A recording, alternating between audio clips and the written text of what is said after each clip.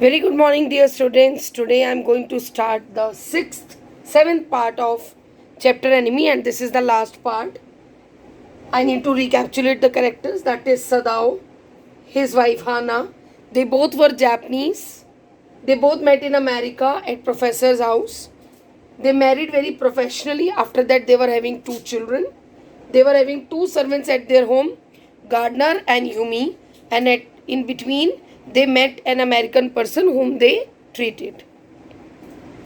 So, continuing with the part, Sada was very worried about Tom, the American, that how he'll be healed, and as soon as he wants to, like, be away from that American man because he was in danger. The man said that the scar would not trouble him. His young beard face was weak. He thanked Sadao and said that if he had not reached Sadao that day, he would have died. Tom added that he was sure of that as he held the chair tightly with his thin hands. The knuckle turned white in color. This indicated that he was still weak and he had not recovered fully. Tom added that if all the Japanese would have been like Sadao, then the war would not have happened. Sadao said that maybe it could be true. It could be. He added that the man should go to sleep.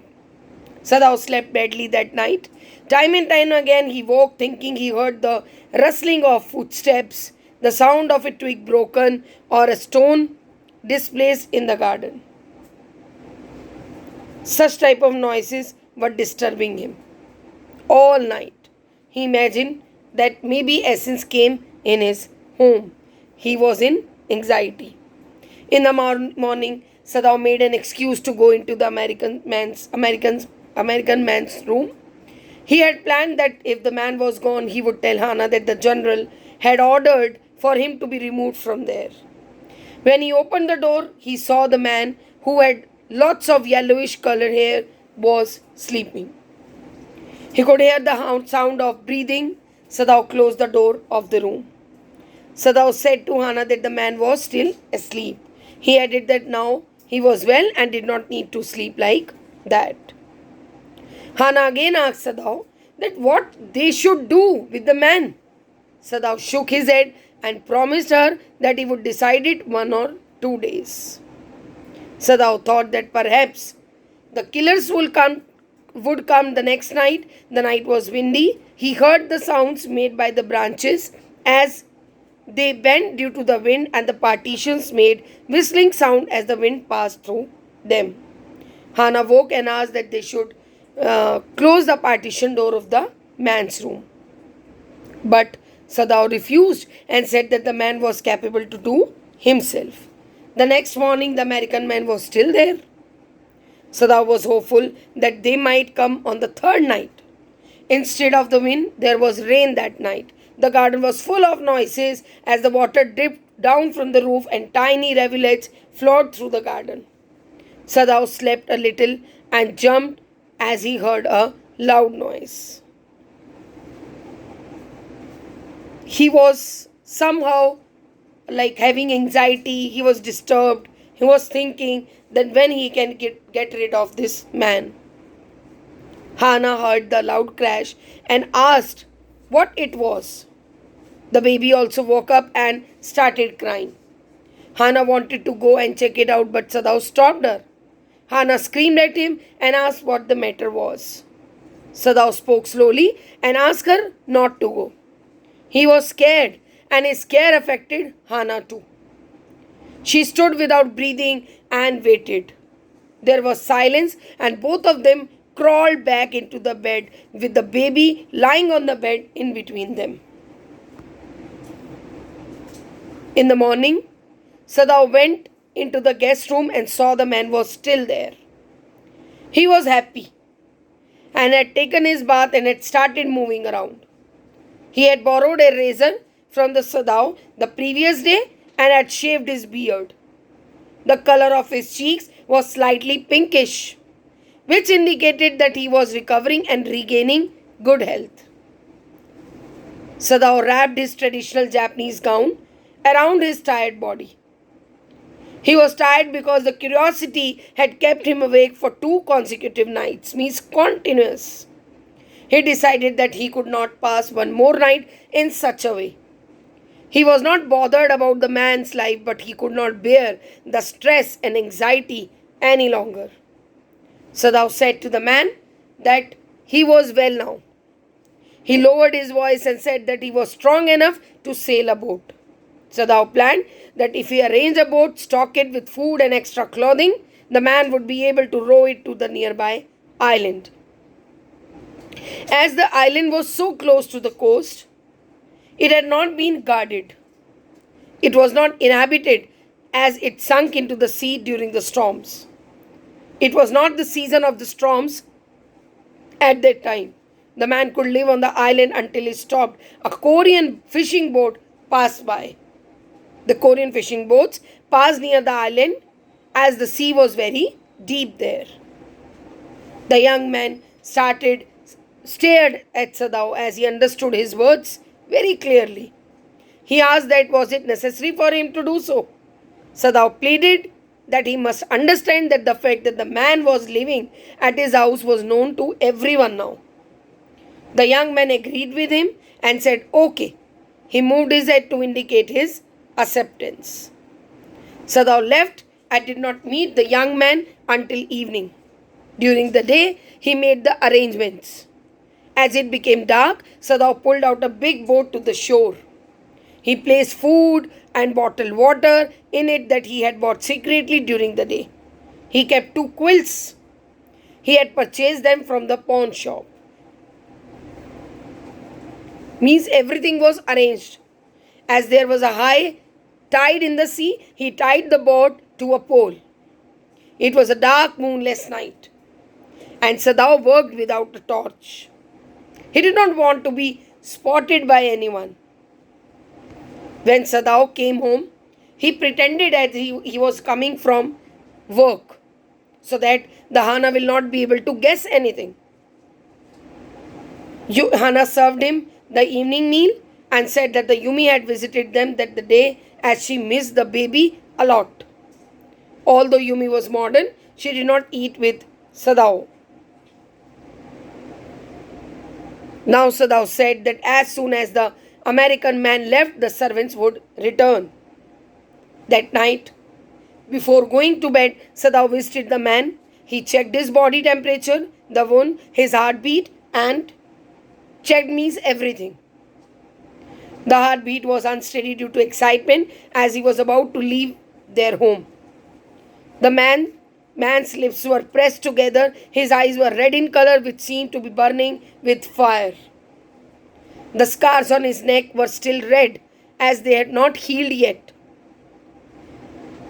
The young man said to Sadao that he was saving his life once again. Sadao said that it was not like that. He was sending him because he could not keep him any longer. Sadao was reluctant in giving him a torch as he felt that if the man used it unwisely, he could be spotted and land into trouble. Finally, he gave him his own torch, that one he was using when he had to attend the patient at night. Sadao instructed the man. He said that if his stock of food finished before he found a Korean fishing boat, he could signal him with 2 flashes of the torch at dusk time. He asked him to be careful not to signal when it is dark, because light was more visible in the dark as compared to dusk. He added that the man could find fish in the sea near the island and he can eat it raw. He was not supposed to cook because firewood could be spotted by guards and put him in danger. The man drew a breath on hearing the instructions and said, "Okay." The man wore the traditional Japanese dress that Sadao gave him to wear. Finally, Sadao wrapped a black cloth around his head to hide his golden colored hair. The American man shook hands with Sadao as he walked away towards the boat. He used the torch twice to find his way, but the guards would not doubt that. Sadao waited till he saw the light once more as the man boarded the boat. Sadao closed the door of the partition and slept well that night as he had finally got rid of the man. A week ago, the general had been operated upon in an emergency in which Sadao took part. Sadao informed him that the man escaped. The general was weak as he was recovering from the operation. For 12 hours after the operation, his condition was critical and Sadao was not sure that he would survive. They had operated upon his gallbladder. The general was an old man. After the operation, gradually he started eating food and breathed deeply. Sadao did not have the courage to ask him what happened to the professional killers that he had promised to send to kill the American man. Sadao knew that the killers did not turn up ever. At Sadao's home, things returned to normal. Servants returned. Yumi used sulfur to disinfect the room used by the American man. The servants did not speak anything. The gardener was annoyed because he got late to plant that chrysanthemum flowers due to this incident. After, you can say, 1 week, Sadao felt that the general was well enough that he could discuss the man. Sadao said that the man had escaped. Sadao coughed up, which indicated that the Sadao had not told him everything as he did not want to disturb him. The general was reminded of his promise to send the professional killers, and he opened his eyes suddenly when he heard about the American man. The general was reminded of his promise and asked Sadao that he had not promised him to get that man killed by his professional killers. Sadao replied that you have promised me. The general was surprised and said that he was suffering due to bad health. He had forgotten about the promise. Sadao spoke softly that he wondered that the general had forgotten his promise. The general felt sorry that he was careless. He added that it was neither that he did not love Japan nor that he was shrinking from his duty. He looked at Sadao with curiosity as he sought support from him. He wondered that Sadao understood his problem. The general was in a palm of his hand. He had control of the general. And at last, the general was relaxed and said that the Sadao was a good man. He closed his eyes and said that Sadao would be rewarded for his goodness. Sadao stood in the veranda and at last he was recollecting the past events. He looked at the sea from where the man had come that night. He had flashed back all the Americans he had met in America. The dull professor at whose house he had met Hana, his silly, talkative wife who was very kind. He remembered his teacher of anatomy who had taught them to cut open the body with a knife. Then he remembered the fat, untidy landlady. Being a Japanese, he had found an accommodation in America with great difficulty. He hated living there, knowing that the Japanese were superior to the Americans and still being treated like inferiors. Sadao disliked the dirty old woman who finally agreed to let him live in her home, which was in a bad condition. Sadao tried to be thankful to her because she had taken care of him when he was stuck to influenza. So many things were there which he was thinking. It was difficult for Sadao to be thankful to her as he hated her even though she was kind to him. Sadao hated her so much that her kindness also did not make him like her. Finally, Sadao remembered the weak face of the American prisoner. It was white in color and was terrible. Sadao felt that it was strange for him that he was not able to kill the enemy. Here the chapter is ended.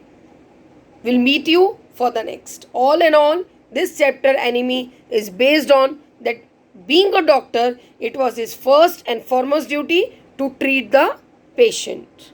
Thank you. Have a nice day.